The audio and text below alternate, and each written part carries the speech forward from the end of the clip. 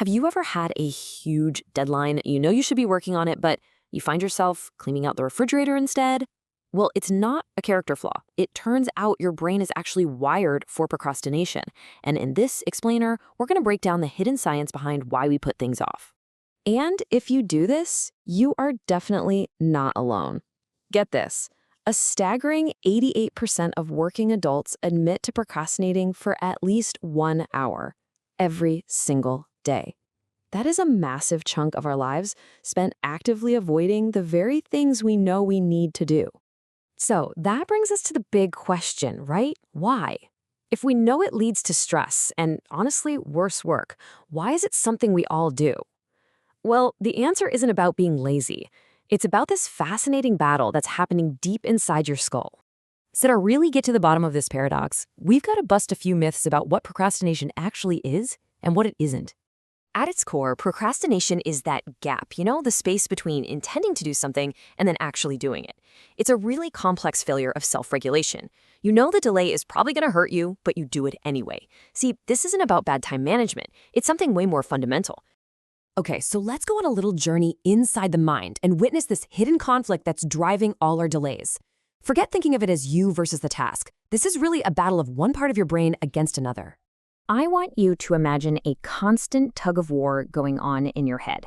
On one end of the rope, you've got your rational, planning mind. And on the other end, a much older, way more powerful force that just wants to feel good right now. So let's meet the two combatants. In one corner, you've got the limbic system. That's your ancient, impulsive, emotional driver. And in the other corner is the prefrontal cortex, your modern, logical, long-term planner. And this right here perfectly highlights the mismatch that's at the heart of all this. Just look at the difference in their evolutionary age. The limbic system is ancient, it's automatic, it's totally hardwired for emotional responses. The prefrontal cortex, the part responsible for logic and self-control, it's a much newer and frankly weaker development. The problem is our ancient, stronger system just overpowers our rational brain, especially when a task feels uncomfortable. And this is where it gets really interesting. When you look at a task that brings up negative feelings, boredom, anxiety, maybe self-doubt, your amygdala, which is a key part of that limbic system, literally sees it as a threat. And what it does is it hijacks your brain, pushing you to escape that feeling as fast as you possibly can. So how does this internal battle actually shake out in our day-to-day lives? Well, it creates what psychologists call the tyranny of now, and it makes the present moment feel all-powerful. It's a concept called temporal discounting. And what it means, essentially, is that our brains are just hardwired to prefer immediate gratification.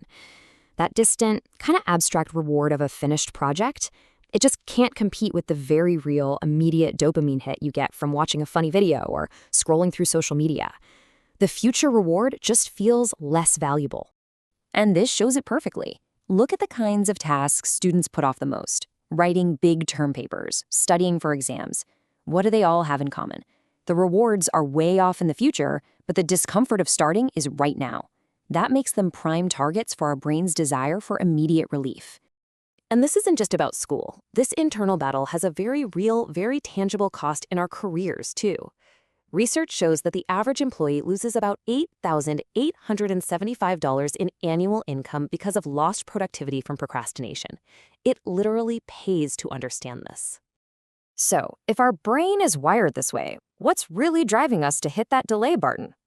The answer pretty much flips the whole story we tell ourselves about procrastination completely on its head.